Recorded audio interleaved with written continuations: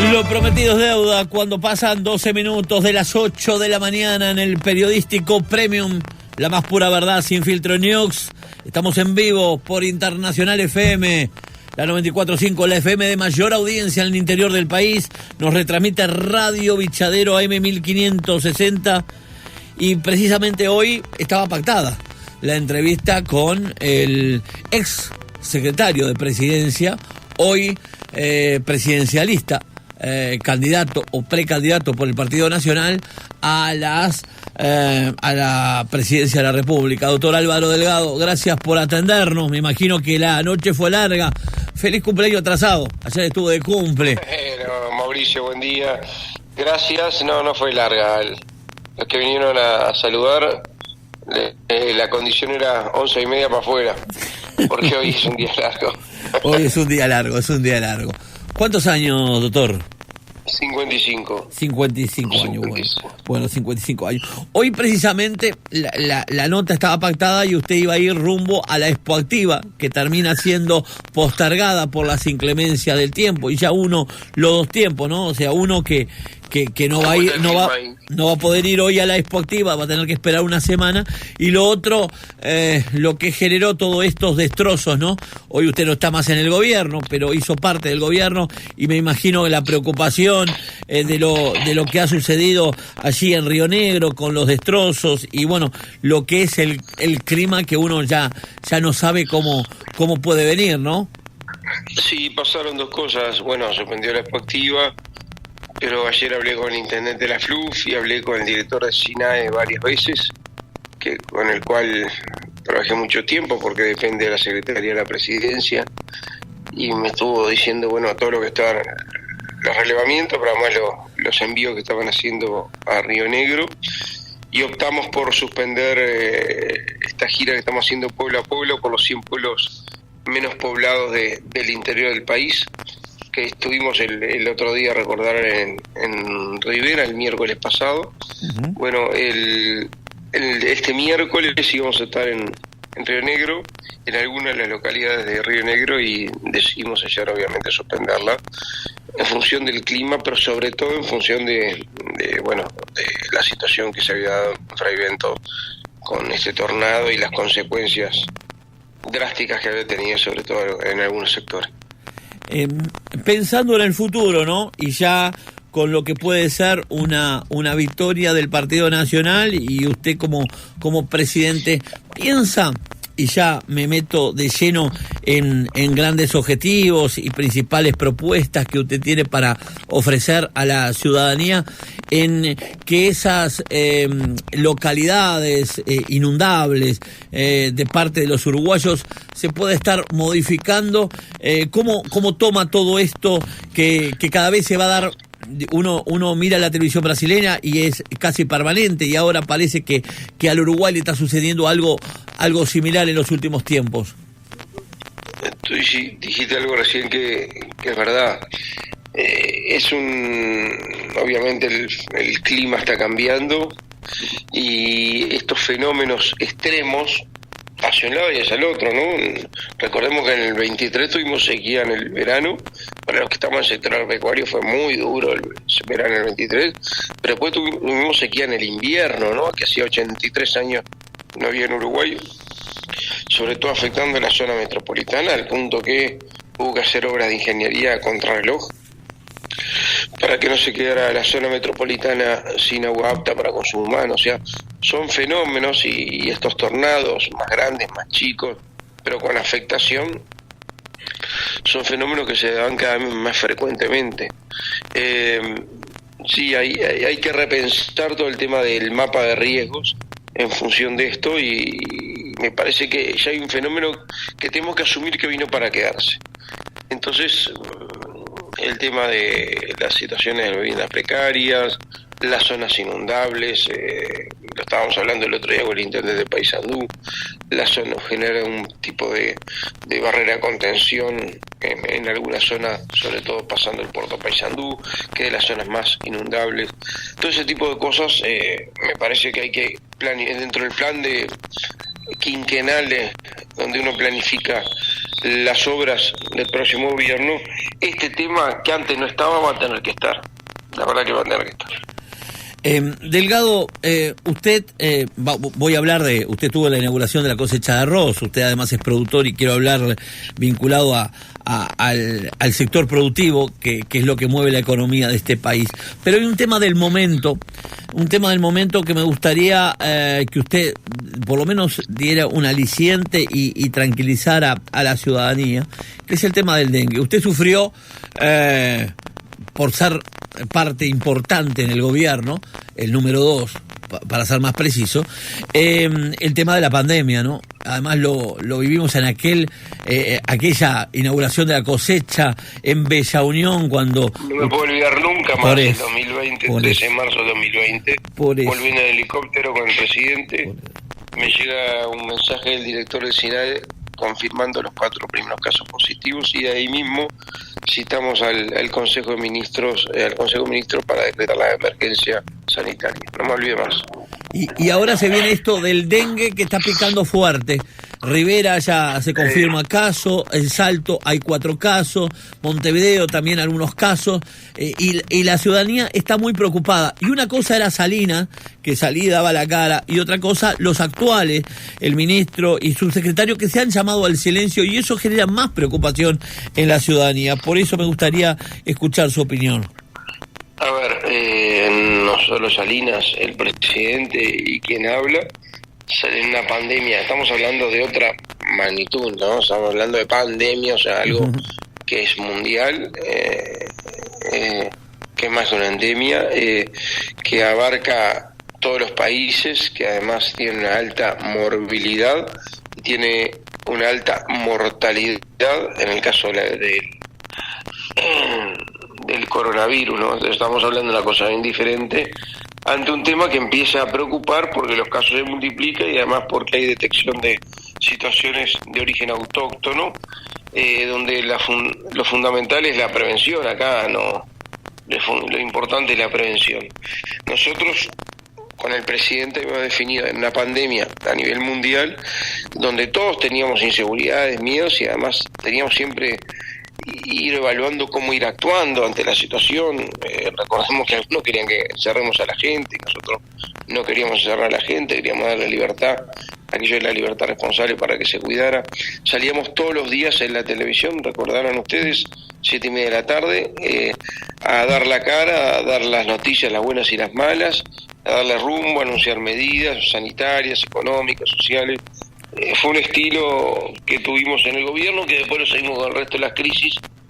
Yo creo que en estas cosas, no quiero hablar hoy de ninguna situación particular, en este caso el ministerio hizo un comunicado, creo que estaba por hacer otro de vuelta, no estoy bien empapado cuándo lo va a hacer el Ministerio de Salud Pública sobre el tema del dengue, pero siempre lo que importa, sin generar alarma, porque hay que tener mucho cuidado de no generar alarma, pero ser responsable en generar información, que me parece que es lo que la gente necesita, sobre todo en situaciones como el dengue, donde lo importante es la prevención, ¿no? Todo el tema de control de vectores.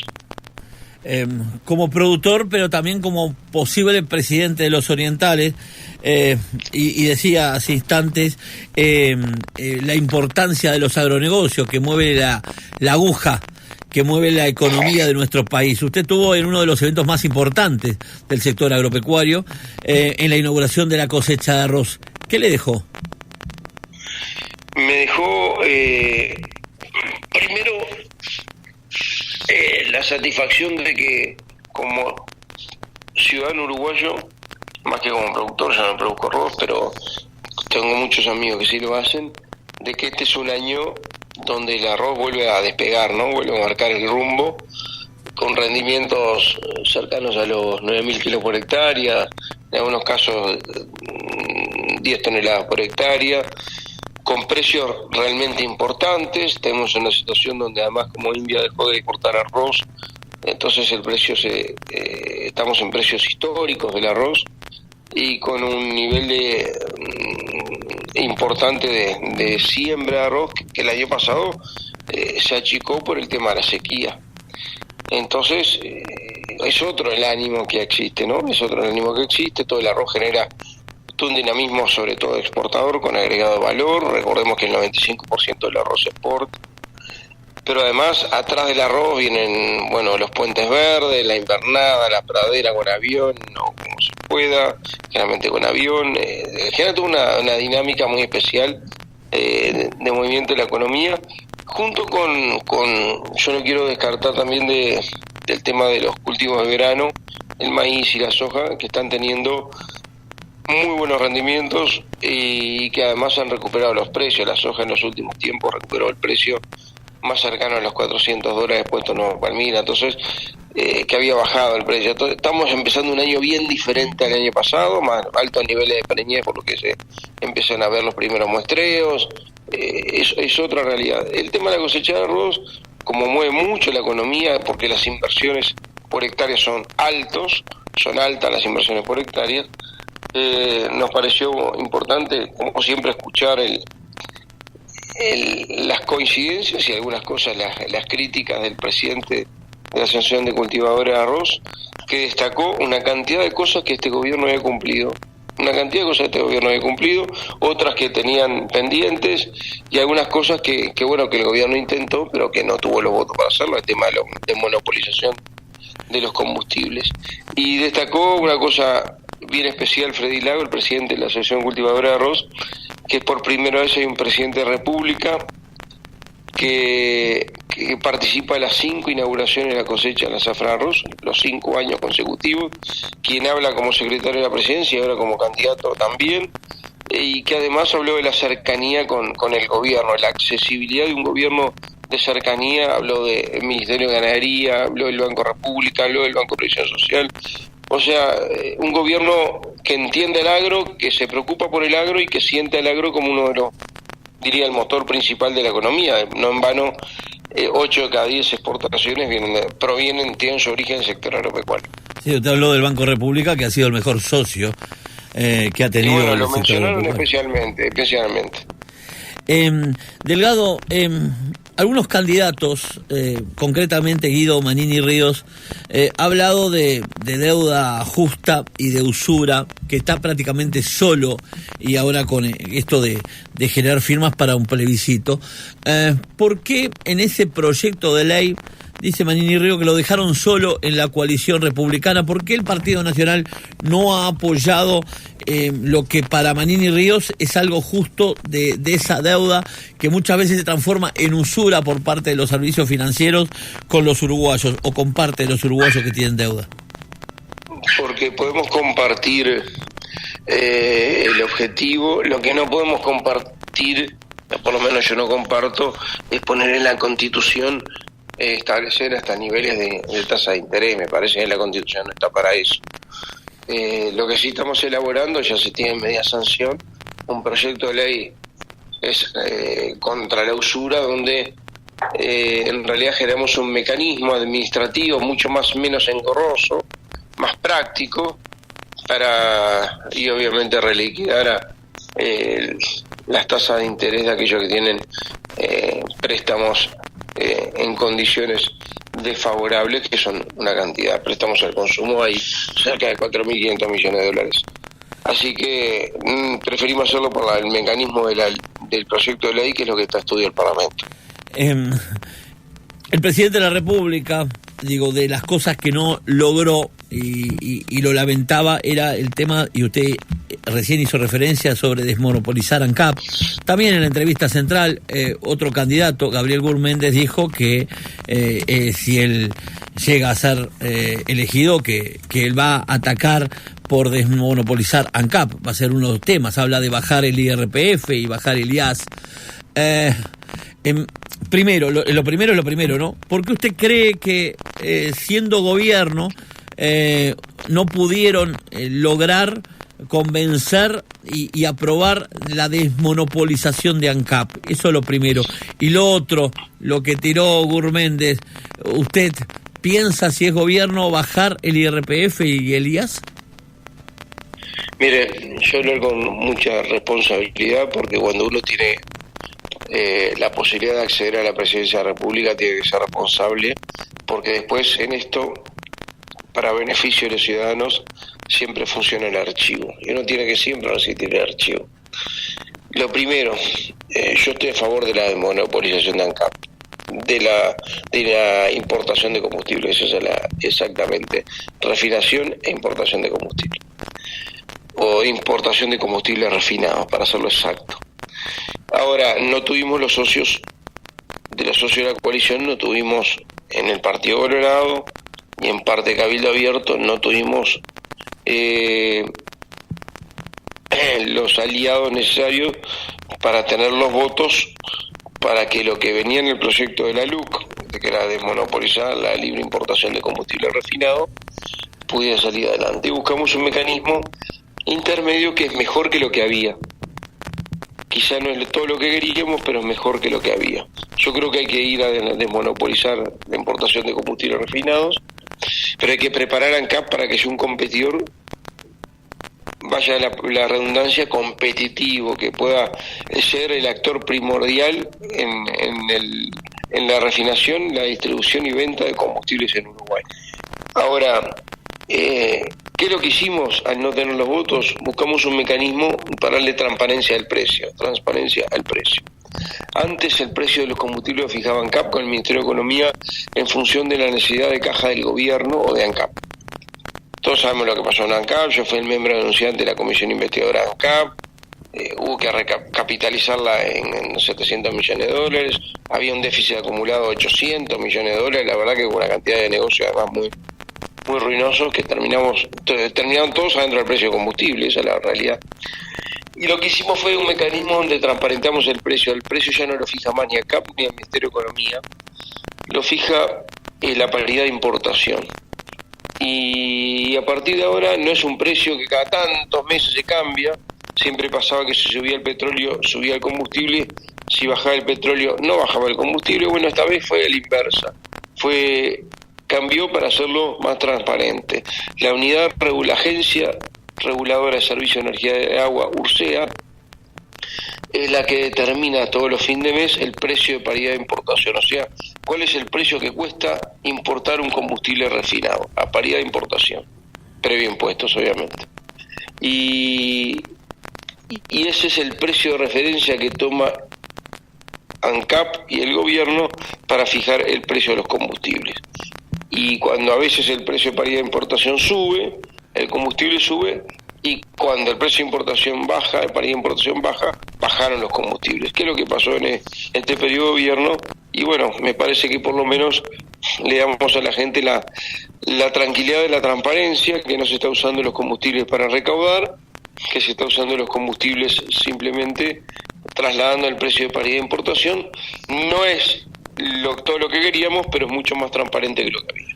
La penúltima, y ya lo liberamos, uno de los temas que se ha transformado en debate nacional y muchos actores políticos han querido opinar al respecto, es la posibilidad de que se termine concretando la compra de las plantas de Marfrig por parte de Minerva, que tendría siendo una concentración.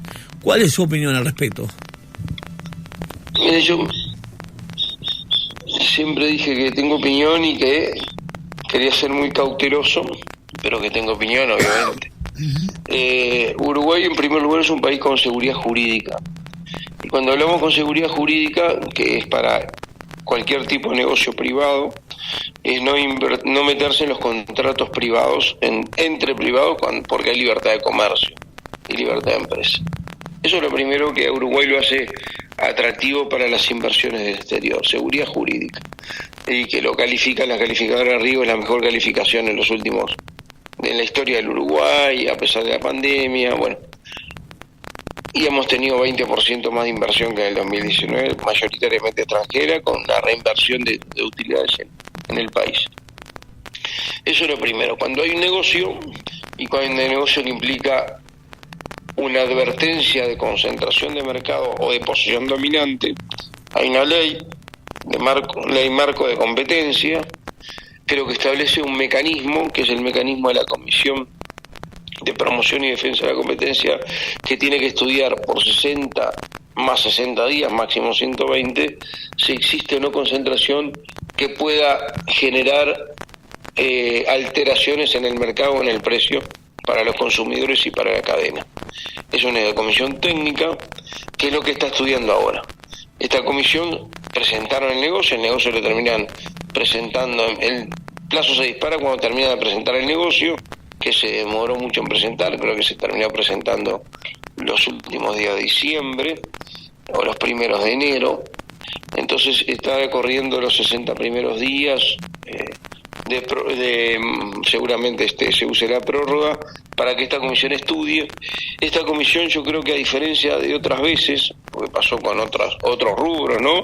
Y con rubros supermercados, con otros rubros, pasó con el tema BPU, cuando Minerva compra BPU. Esta comisión ahora está haciendo un exhaustivo análisis y le está pidiendo información a todos los actores, o sea, obviamente a las contrapartes, pero también a los gremios agropecuarios, Asociación Federación Rural, que presentaron informes, Asociación Consignatario de Ganado, los carniceros, los distribuidores de carne, INAC, que se ha puesto a disposición, y la verdad que han tenido un intercambio con la Coprodec, la comisión está bien interesante para el análisis técnico de los datos y los indicadores. O sea que lo primero que vamos a hacer es esperar la decisión técnica de la recomendación de la comisión, que seguramente va a estar, calculo que fin de abril, mayo. A partir de ahí, este fallo, que es relativamente vinculante, puede ser recurrido y lo termina definiendo el Ministerio de Economía, o sea, el Poder Ejecutivo. Estamos hablando no de cualquier rubro, ¿no? Estamos hablando del rubro agropecuario, fundamentalmente de la faena y exportación de carne bovina, principal rubro exportable el día de hoy en Uruguay. No estamos hablando de cualquier rubro, para mí es un rubro estratégico, que implicaría una concentración en mano de una sola empresa, que además es extranjera, del 45% de la faena y casi el 48% de las ventas de carne bovina al exterior. El tema me preocupa y me preocupa mucho. O sea, vamos a esperemos que la comisión tome la decisión adecuada, y si no también el Poder Ejecutivo en esto, sobre todo si hay situaciones ambiguas o la comisión deja abierta una cantidad de opciones, bueno, tomar también la decisión que tenga que tomar. Ahora, en Delgado, el marco siempre de respetar los procedimientos legales para que nadie pueda decir que Uruguay no respeta la seguridad jurídica. Ahora, Delgado, en otros rubros ha habido concentración y nadie ha dicho nada, en el tema de la leche con Conaprole, en el tema forestal, que usted dice hoy es el rubro, pero todo pinta para que el sector forestal sea el de mayor índice de exportación y pase al bovino, y UPM, ahí hay concentración. Y en el tema, por ejemplo, de la compra de Bimbo a Pagnific también va a haber concentración. Y de ninguno de esos rubros se habla tanto como de este sector de la cadena cárnica. ¿Por qué? Porque es más estratégico el sector. No nos olvidemos que estamos hablando de que atrás de esto hay una cantidad de productores. Hay 40.000 productores en que producen, la mayoría, muchos de ellos producen carne bovina. Entonces hay que ver no solo cómo impacta en el consumo, el consumidor, sino también cómo impacta en la determinación del precio al productor. Eso es el tema quizá más delicado, que no pasa obviamente en el tema del pan naturalmente. El tema forestal es diferente porque las plantas forestales no es que cada uno venga y haga una planta como quiera. Estamos hablando de plantas que donde valen de 3.000 y 4.000 millones de dólares. O sea, estamos hablando de una situación bien diferente. La última, desde ya valorizando y agradeciendo estos minutos. Pero me preocupa mucho el tema, mucho, como productor y como candidato, las cosas, te lo digo. La última, le decía, el factor prácticamente determinante que llevó a Luis Lacalle Pou a la presidencia de la República fue la inseguridad, eso lo sabemos todos. Sin embargo, sigue marcando la inseguridad en todas las encuestas el mayor problema, la mayor preocupación de los uruguayos, como que se ha hecho poco al respecto. ¿Cuál es su visión y cómo va a atacar, usted que hizo parte del gobierno y que no pudieron revertir los altos índices de delincuencia y de inseguridad que tiene básicamente el sur del país? No sucede lo mismo en el norte. A ver, primero los datos, que siempre importa. Yo creo que 2018-2019 fueron los 2 años más violentos del Uruguay. Desde hace 20 años, todos los años vienen subiendo los delitos, la denuncia de delitos con respecto al año anterior. El 2018 y el 2019 fueron los más graves. Y lo que se logró a partir del 2020, recuerdo la primera reunión, el primer día de trabajo, el 2 de marzo del 2020, el presidente de la República con los 19 jefes de policía, más Jorge Larrañaga, diciendo: yo voy a ser el primer policía, ustedes van a tener respaldo político. Que la policía tuvo en armamento, respaldo político y después respaldo jurídico en la LUC, donde se le da la legítima defensa presunta, donde se aumentan las penas para determinados delitos gravísimos, donde no se borran los antecedentes de los menores si cometen delitos gravísimos, donde se crean las penas de insulto, agravio a la policía, antes lo escupían y no pasaba nada. Bueno, se le da una serie de elementos para poder actuar la policía y actuó. Tan es así que a partir del 2020 se frena la suba de delitos y empieza a bajar. Datos. 2023 contra 2019, 27% menos de rapiñas, 20% menos de hurto, todos en el 2023 con respecto al 2019, 50% menos de abigeato, no es un dato menor. Se creó la Dirección de Seguridad Rural, se reabrieron los destacamentos en el interior del país, y solo 3% menos de homicidios, que es donde hay que trabajar mucho más. Podrán ser causas vinculadas al narco, podrán ser una cantidad de cosas más, pero hay que trabajar mucho más porque obviamente no estamos conformes. Yo creo que cambió la tendencia, bajaron las denuncias de delitos notoriamente, pero hay que trabajar mucho más.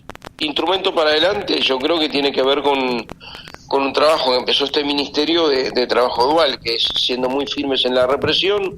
Nosotros estamos a favor de incrementar la Guardia Republicana, descentralizarla más. La Guardia Republicana era metropolitana, este gobierno puso una sede en San Carlos, otra en Tacuarembó y otra en Villa Unión. Yo creo que hay que descentralizarla más y ponerle más efectivos y más capacidad de desplazamiento táctico rápido. Muy firme en la represión, algunos instrumentos que nosotros estamos a favor y vamos a votar en el plebiscito para que la Constitución se incorpore el tema del allanamiento nocturno. Lamentablemente el Frente no lo va a acompañar, Frente Amplio es un instrumento más para la policía y para la justicia, sobre todo en el tema del narcomenudeo. Y después también trabajar dualmente en el tema de la reinserción laboral, porque hay un nivel de reincidencia muy importante. Hoy hay récord de personas en cárceles, cerca de 15.000, salen 26, 28 personas libres por día que cumplieron su condena, y la verdad que si nosotros no le damos instrumentos para reinsertarse en la sociedad, que es lo que se está trabajando en convenios entre el MIDES, la DINAL, la Dirección de Liberado, el INR, el Instituto de Rehabilitación, el Ministerio de Trabajo, el Ministerio de Educación con INEFOP, y convenio con empresas privadas, más capacitación, más algunas ayudas, vamos a bajar el nivel de residencia, que en algunos casos llegaba al tercer y cuarto año un 70%, porque si no vuelven al mismo circuito, y es algo de nunca acabar, que siguen aumentando la oferta de delito. Entonces, trabajar en las dos cosas, muy firme en la represión y también en la reinserción laboral, que implica capacitación, reconversión, formación y bueno, todas esas tareas que llevan más tiempo pero que son más permanentes. Álvaro Delgado, gracias por acompañarnos en la mañana de hoy. Un abrazo y un gusto.